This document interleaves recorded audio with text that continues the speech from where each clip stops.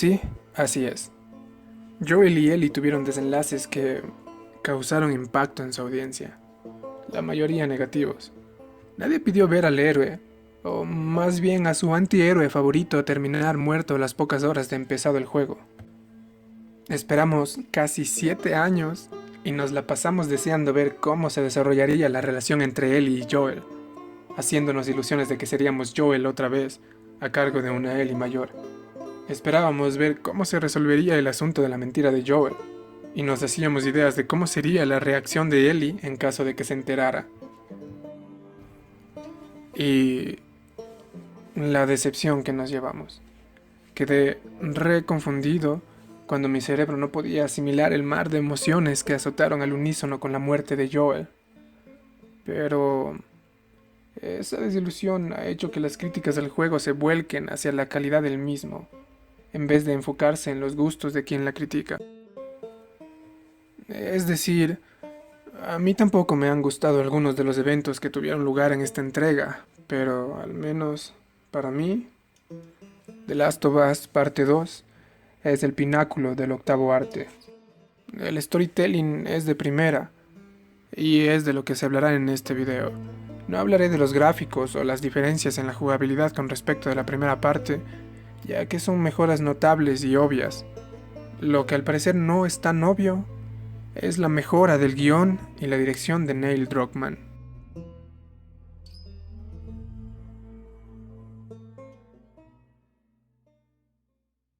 En esta segunda parte, Ellie toma el protagonismo a costa de la muerte de uno de los personajes más duros que he visto. Y al principio este hecho me quitó las ganas de seguir descubriendo qué tenía Naughty Dog guardado para el jugador, pero decidí darle el beneficio de la duda.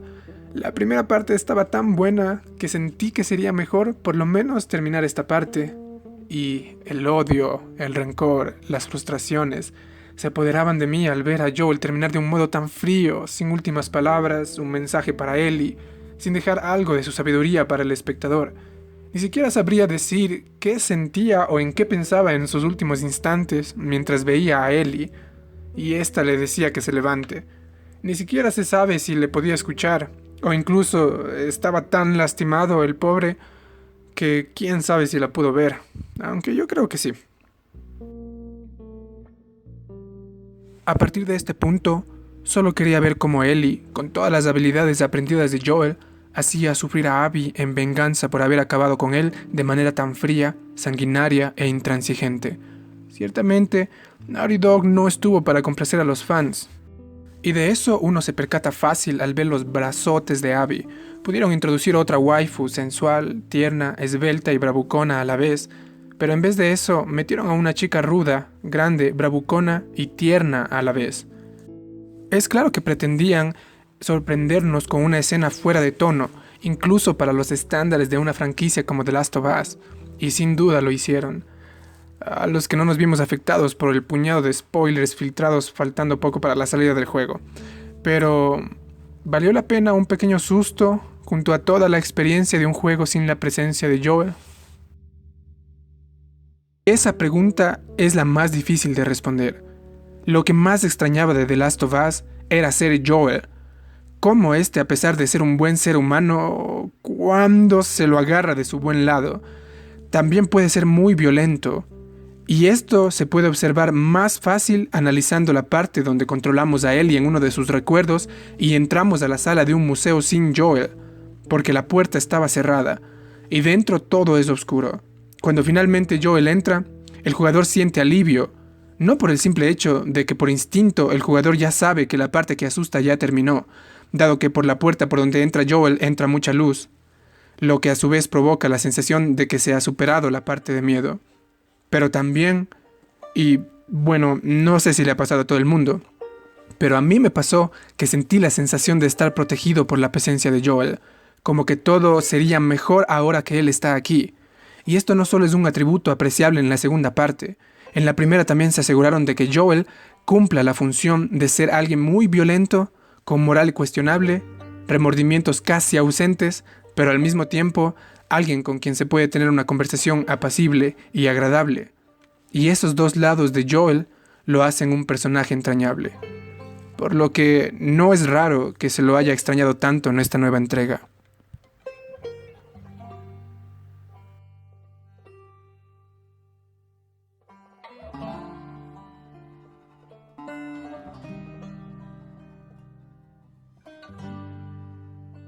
A todo el mundo le impactó la muerte de este gran personaje. ¿Cómo no? Pero lo inquietante es cómo la gente parece estar muy descontenta en cuanto a cómo se llevó a cabo su muerte. Y todos aseguran que es una muerte prácticamente salida de un guionazo.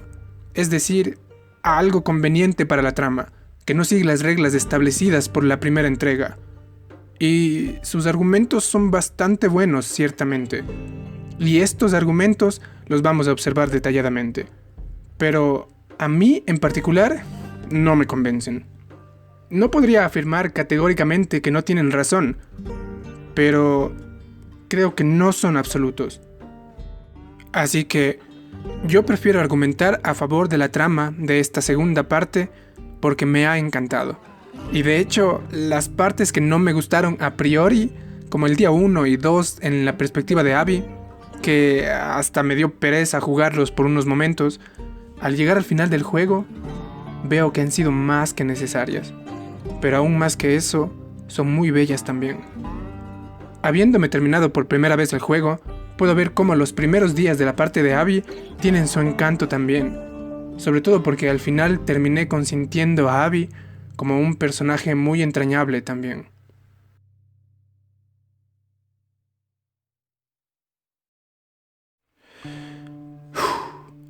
Ok, vamos con los argumentos. Esta es tricky, es tramposa, difícil, espinosa según el traductor de Google, porque Joel es una persona muy suspicaz, y a mí me gusta diferenciar entre lo que es suspicaz y perspicaz, porque perspicaz es alguien muy agudo, que prevé lo que puede estar por ocurrir, es decir, quien siempre está alerta. Pero en cambio, suspicaz sería alguien que básicamente tiene las mismas características de quien es perspicaz, pero volcándose más hacia la paranoia y desconfianza. Y esto era Joel. El primordial ejemplo que usan quienes argumentan con este punto es cuando en la primera entrega Joel percibe con anterioridad una emboscada cuando alguien se hace pasar por herido en medio de la carretera. Joel lo supo y lo expresó con tal contundencia que no solo le convenció a Ellie, sino que toda la audiencia quedó deslumbrada por la suspicacia de Joel. Otro ejemplo puede ser cuando conocen a Henry y Sam y Joel no podía terminar de confiar en estos dos hermanos. Es verdad, el Joel de la primera parte jamás se habría ido con unos desconocidos. Pero este es el Joel de la segunda, en un contexto diferente, con objetivos completamente diferentes que ya no rondan alrededor de la supervivencia. Ahora Joel se ha vuelto un pussy. Ahora vive de manera tranquila, intentando enmendar el daño causado, quizás sus demonios. Ahora hasta su hermano ya lo quiere, a diferencia de cómo se veía su relación en la primera entrega, cuando se nos revela que el hermano de Joel no es tan hijo de puta como Joel. En el primer juego, cuando Joel y su hermano discuten, Tommy, quien es su hermano menor, le reprocha que lejos de haberle hecho un favor al hacerse cargo de él, ahora tiene pesadillas inspiradas por esos tiempos cuando Joel justificaba sus horribles acciones con la premisa de que lo hacía por sobrevivir. En cambio, para Tommy, esas acciones eran justificadas por Joel con la excusa de la supervivencia. Así, aunque Tommy acepta la solicitud de Joel de encargarse de Ellie, ofreciéndole que podrá quedarse con el pago de los Fireflies y deslindando finalmente a Joel de tal responsabilidad, ambos terminan por desbordar sus emociones reprimidas en un pacto filial casi obligatorio, casi consentido. Así es, todo esto. Además de que se puede ver como Joel es mucho más dulce con Ellie y básicamente se está comportando como un simp. A alguien que va a decir lo que sea para complacer a alguien, particularmente una chica, con la esperanza de que ella estará en buenos términos con esa persona. Eso es lo que dice el diccionario urbano. Ok. No como un simp, porque él y Joel son como padre e hija. Y justo ahora mi mente ya está navegando por aguas muy oscuras. No. En fin, creo que es notable cómo Joel se ha ido suavizando con el paso del tiempo, y la paz que ha ido adquiriendo con la tranquilidad del pueblo donde han decidido asentarse. Además, parece estar muy preocupado por enmendar sus acciones al quitarle a Ellie la posibilidad de, según ella, hacer que su vida tenga algún sentido.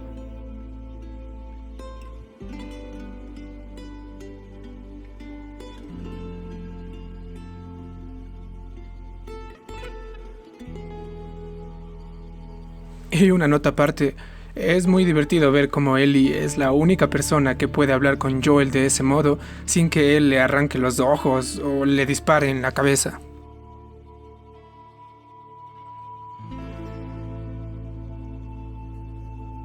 Por lo que finalmente tiene su mente ocupada en algo que no tiene que ver con enviar a la gente que no conoce al hospital, o ya de una, con San Pedro,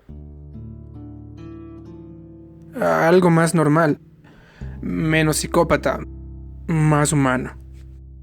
Considero que esto es razón suficiente para decir que Joel se ha suavizado y prefiere ayudar a extraños en vez de hacer más enemigos sin razón.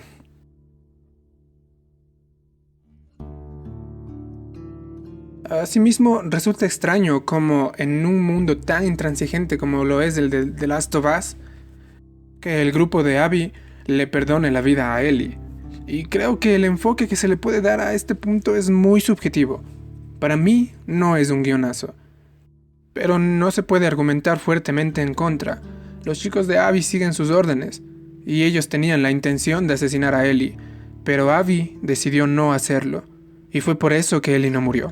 Y asimismo, Abby fue prácticamente persuadida por Owen para perdonarle la vida. Si Abby hizo lo posible para encontrar a Joel, uno se imagina que Abby consideraría la posibilidad de que Ellie hiciera lo mismo. Para mí, esta pregunta es lo más forzado. Al final, los motivos de por qué actuaron de manera entre comillas negligente aguanta para ambos lados. Pero a mí me convencieron, sobre todo cuando Abby le dice a Ellie que los dejaron a ella y Tommy vivir, poniéndose en una posición tal que intenta eximirse de la responsabilidad de sus acciones, justificándolas de legítimas.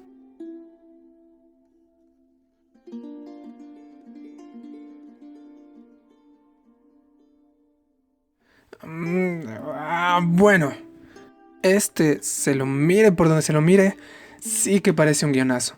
Ciertamente, si Abby no hubiera tenido la suerte del diablo, y Joel la mala suerte de alguien que va vestido de amarillo, que se ha levantado con el pie izquierdo, ha pasado por debajo de una escalera y frente a un gato negro que ha roto un espejo en Viernes 13, las cosas hubieran sido diferentes. Y no, aquí no hay más que decir. Aunque me parece justificable, la trama ha podido avanzar gracias a este hecho, que sí, se pudo hacer mejor, pero después de darle tanta reflexión, he llegado a la conclusión de que a mí no me perturba tanto. Estas son mis ideas en cuanto a la muerte de Joel, aunque también existe otro asuntillo que se debería tratar en este video, y es que la trama, por un buen puñado de horas, no avanza a la velocidad que uno esperaría. Y es cierto, sí, es verdad. Sin embargo, es normal en un videojuego lineal. Se nos pone a resolver rompecabezas, encuentros de combate, para añadir horas al gameplay. Eso es normal. Pero si he de añadir algo, es que en los encuentros, a lo largo del gameplay se puede escuchar a los enemigos hablar y darnos a entender con más claridad el contexto en el que se vive en Seattle a causa de la riña entre los lobos y los serafitas. Pero lo que más me ha gustado del juego es cómo han generado personajes con los que uno se ha sentido tan ligado emocionalmente solo para ponerlos a todos a combatir los unos con los otros, de tal modo que el espectador al final ni siquiera puede elegir un bando y llega a sentir las motivaciones y los sentimientos de ambos protagonistas. Está además el hecho de cómo, al ir cumpliendo la venganza de Ellie, poco a poco vamos presenciando, atestiguando cómo Ellie se va transformando en un ser oscuro, y de igual manera el jugador, al sentir un sabor agridulce, viendo a los perpetradores de la muerte de Joel recibir su merecido. Sin embargo, cuando lo vemos todo desde la perspectiva de Abby, no solo se genera empatía con Abby, también con sus amigos. Bueno, lo que quiero decir es que Cuando vi a Owen por primera vez pensé, este tipo tiene cara de ser un pendejo. Pero luego me vi a mí mismo encantado por una persona que tiene ideales, y a pesar de que se encuentra atrapado en una sociedad que le obliga a hacer cosas que él no aprueba, decide actuar en contra de esa sociedad por darle demasiado valor a sus ideas.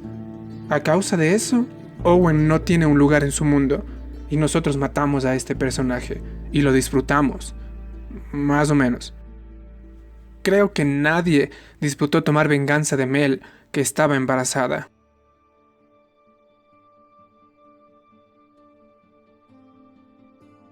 En los últimos días, en la partida de Abby, ya todo el panorama es claro. Y cuando vamos al acuario para ver a Owen y Mel, nos encontramos con la estela de sangre que Ellie ha ido dejando atrás.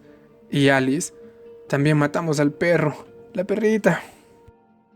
A todo esto, lo más triste fue que nosotros frustramos las ambiciones de Abby, Mel y Owen, que pensaban escapar de los lobos, vivir bajo otros ideales, algo que se asemeje más a los suyos. Pero él intervino. Nosotros intervenimos. Porque nosotros también queríamos ver cumplida la venganza de Ellie. Todos los amigos de Abby van muriendo. Y cuando eres Abby, te vas dando cuenta de lo que has hecho. Y eso es impactante no solo porque lo has hecho tú, ya que realmente no fuiste tú, sino Ellie. Pero en lo que uno basa su remordimiento es en cómo lo disfrutaste. Y eso nos vuelve hipócritas. Al final, todo fue justo como la carta de Neil Druckmann en la edición de coleccionista del juego. Decía así: ¿qué harías si alguien a quien amas fuera víctima de un acto cruel y violento?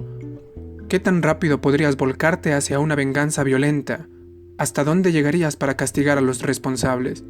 Y si lo lograras, ¿cómo te cambiaría? ¿Volverías a ser la misma persona? Con The Last of Us 2, buscamos crear una experiencia que explore estas cuestiones tan difíciles, el lado más oscuro de la naturaleza humana y los ciclos viciosos de violencia que vemos a diario en el mundo que nos rodea. El resultado es un juego en el que cientos de desarrolladores se han esforzado por crear algo que sea más que simple entretenimiento. Un juego del que estamos increíblemente orgullosos y que esperamos los cautive y ponga a prueba tus visiones sobre la justicia y la empatía. En nombre de todos en Naughty Dog, quiero agradecerte por embarcarte en este viaje con nosotros. Neil Druckmann, director de The Last of Us, parte 2. Y, bueno, sí, ciertamente han puesto en duda mi capacidad para discernir mis concepciones de lo que es la justicia y la empatía. El juego tiene muchos otros aspectos a los que no me he referido en esta review, pero los vistos son los que más me han llamado la atención. La experiencia agridulce de un jugador que ha visto su lado hipócrita puesto en evidencia.